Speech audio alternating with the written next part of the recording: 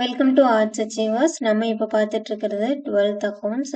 12th accounts half yearly எக்ஸாமோட most important theory. இது வந்து பார்த்தீங்கன்னா not only for the half yearly exam, பப்ளிக்கும் இது இம்பார்ட்டன்ட் தியரி தான். இதில் வந்து பார்த்தீங்கன்னா உங்களுக்கு மொத்தம் 12th 10 சாப்டர்ஸ் இருக்குது.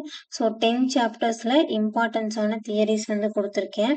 ஸோ இது எல்லாமே எனக்கு படிக்கிற கஷ்டம், நான் தியரினாவே படிக்க மாட்டேன் அப்படின்னு இருக்கிறவங்க 4th lesson, first lesson, 10th lesson and then differentiate இதை மட்டும் படிச்சுக்கோங்க.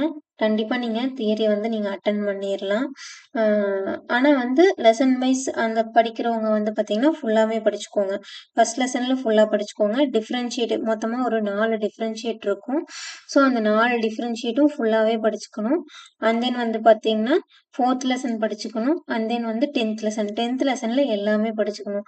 10th லெசனை பொறுத்த வரைக்கும் பார்த்தீங்கன்னா 12 மார்க்ஸுக்கு கண்டிப்பாக தியரிஸ் வரும். ஸோ வந்து 2 மார்க், 3 மார்க், 5 மார்க் மூணுலேயுமே வந்து கண்டிப்பாக வந்து தியரி வரக்கூடியது அப்படின்னா 12th சாப்டர் தான். ஸோ அதனால் 12th சாப்டரை கண்டிப்பாக எல்லாமே படிச்சுக்கோங்க.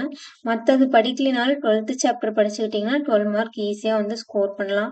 12th சாப்டரும் டிஃப்ரென்ஷியேட்டும் மறக்காமல் படிச்சுக்கோங்க. டோட்டலாக ஒரு 4 டிஃப்ரென்ஷியேட் இருக்குது.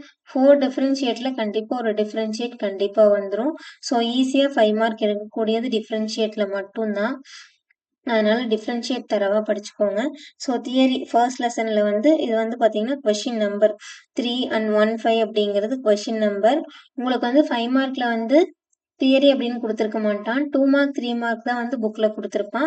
ஸோ உங்களுக்கு 2 மார்க்கில் இருக்கக்கூடியதும் 3 மார்க்கில் இருக்கக்கூடியதும் சேர்த்து ஏ அண்ட் பிங்கிற மாதிரி என்ன பண்ணலான்னு பார்த்தீங்கன்னா, இப்போ ஃபார் எக்ஸாம்பிள் 48ல் ஏல ஃபர்ஸ்ட் ஒன் வந்து ஒரு 2 மார்க் ஆகும், செகண்ட் ஒன் வந்து ஒரு 3 மார்க் அப்படிங்கிற மாதிரியும் கூட கேட்கலாம். அப்படி இல்லை அப்படின்னா 6 பாயிண்ட்ஸ் இருக்குது அப்படின்னா அந்த 6 பாயிண்ட்ஸை அப்படியே 5 மார்க்குக்காக கேட்கலாம். ஃபார் எக்ஸாம்பிள் பார்ட்னர்ஷிப் டீட் அப்படின்னா 6 டைப்ஸ் கேட்குறாங்க, 6 பெனிஃபிட்ஸ் அப்படிங்கிறது கேட்குறாங்க அப்படின்னா அந்த 6 வந்து பார்த்தீங்கன்னா 5 மார்க்குக்கு வந்து ஆப்டாக இருக்கிற மாதிரி இருக்கும் இல்லையா? ஸோ 6 பாயிண்ட்ஸு இல்லை 5 பாயிண்ட்ஸ் எழுதுங்க அப்படிங்கிற மாதிரி கொடுத்து 3 மார்க் கொஷினை 5 மார்க்லேயும் கேட்கலாம்.